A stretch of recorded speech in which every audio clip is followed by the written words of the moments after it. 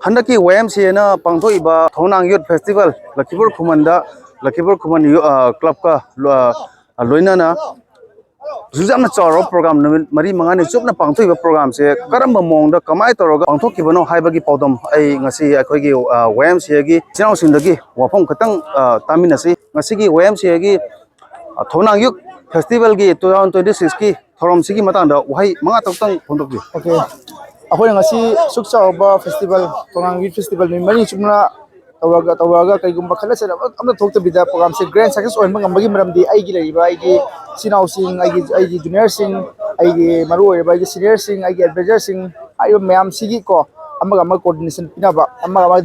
discipline lainaba amadi amma thasi kasi nainaba sigi maram oiraga abdi order follow tawba adugumba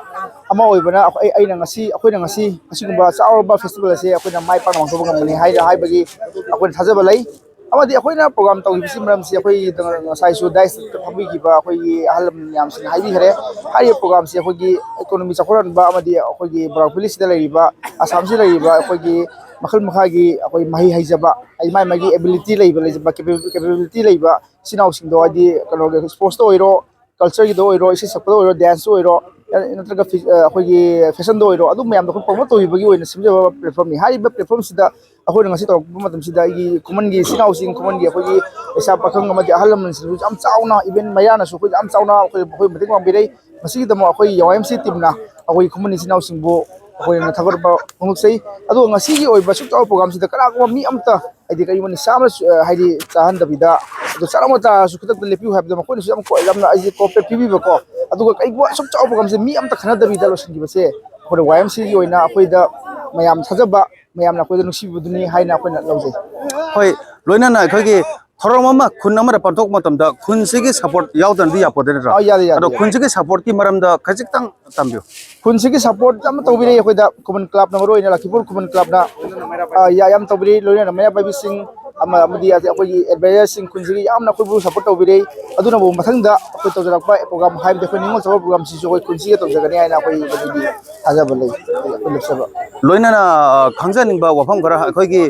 programme हाइदी लोइरकपदा अखोगी मयामबु नुंगाइनबगी दमकता इसै खंगे जगोय खंगे खरा तौनबगी होनाव मतमदा हाइदी इसै नमाइगी ओइबको इसै नमाइगी थोरमसिगा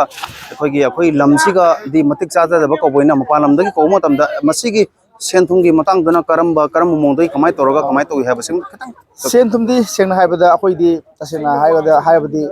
अखोइ तौजरको सेंथुम से एबा मिगी दो अखोइबु नुसिजबा सिनाउसिना स्पॉन्सर तौबिरे डोनेशन तौबिरे अमदी अखोइ YMC की सिनाउसिना खाइजरका को अखोइना खरा खरा तवइसु नियममना चाम चनी चंगा लिसिंग नुसिबिदुना YMC की ngasiuba तौजरकपा थबक थमसि पिनबिदुना तौरकपा अखोइ सिनाउ मयाम लाइरि मखोइना पिबिरकपा डोनेशन सु अखोइन तौजबनी हाइना आइना लोइना अखोइ म्यूजियम अखोइ लाइबा इमालेबा की लाइबा माइकेदगी सु मखोइ माइकेदगी सु याम चाउना अखोइदा हाइदि मतंग आइबदि सेंथुंगी नत्रगसु अखोइदा कोऑपरेट अम पिबिरे हाइबदि अखोइदा अखोइ ला मोइना सुक्सा थाम लागा को अखोइ मदुगी हाइदि नुंगाइबम सुखना थोनागी फेस्टिवल की दमकता अखोइ मतंग पांगुन हेन लापंग तनेबा मारी जागा सुमै थागत चै ngasi सुमाय तोना ngasi नुइन मरि मंगाने चुपना असुमाइना अखोइगी थोनांग यूथ फेस्टिवल पांथोखरबा असिगुम्बा अखोइगी थौना लेरबा अखोइगी अमानी होनी मातरो मसिंग थिंगमद्र भाइतर को असोमदा थबक मयाम सुरे चेयर लोसन बखंदे अमा खंदे को असिगी मयाम से पुनमक अखोइ मयाम पुनमक अखोइ होना मिनासी पुनमक नुक्सी मिनासी अइगी मागेदगी अखोइगी young Manipuri council Assam YMCA बु मयाम पुनमना नुक्सी मिनासी हाइदुना अइगी मागेदगी हाइजर थैंक यू